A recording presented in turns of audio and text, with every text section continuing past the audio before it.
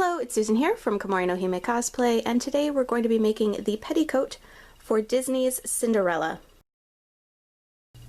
Before I can make the actual dress for Cinderella, I need to make the petticoat, and I'm using Simplicity 0624.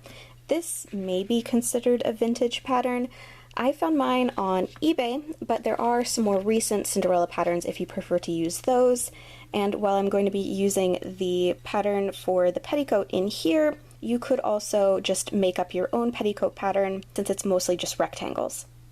The pattern calls for the petticoat skirt to be a rectangle that is 240 inches by 37¼ inches, and my fabric is not long enough, so I have two pieces that are 120 inches wide that I'm going to be seaming together on one side to make a rectangle, and my fabric was also shorter than the 37 inches.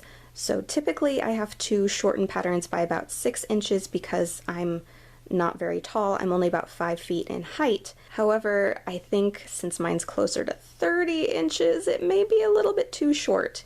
I'm probably going to have to shorten some of the seam allowances to try and get back as much of the length as possible. And it also called for using crinoline material for the petticoat. However, that was a bit out of my budget, and I had this bleached muslin lying around, so I'm going to be using that instead, though it means that my petticoat may not quite have the fullness that the pattern intended me to use. Fold the bottom edge of the petticoat upwards towards the front of the fabric. Then we're going to sew along the bottom about 3/4 inch away from the bottom edge to create a channel for the boning. Then I folded over the top edge of the fabric and top stitched it into place.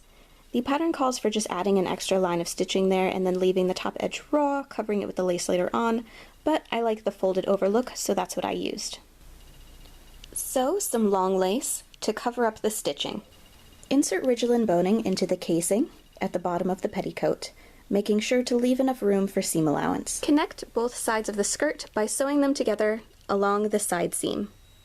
Now we're getting to the part where I completely ignore the pattern instructions.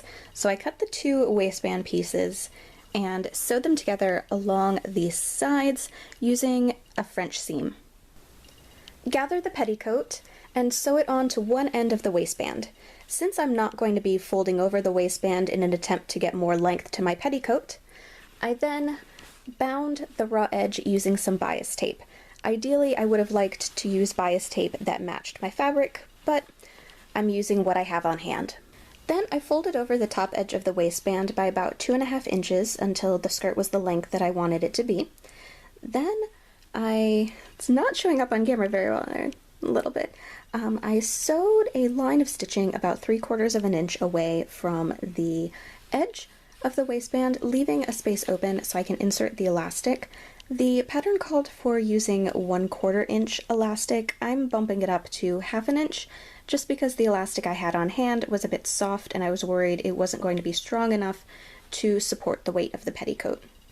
Thread the elastic through the channel and sew the two ends together. I pulled the elastic into the waistband and decided not to sew the hole closed in case I need to adjust the fit later on. Then, since that's left free, I just did a rolled hem along this extra bit, again, in case I need to change the sizing. And with that, Cinderella's petticoat is done. Still not sure how I feel about the boning in the bottom of the petticoat, but I'll have to wait and see until I finish the dress. For more cosplay tutorial videos, please subscribe, and thank you very much for watching!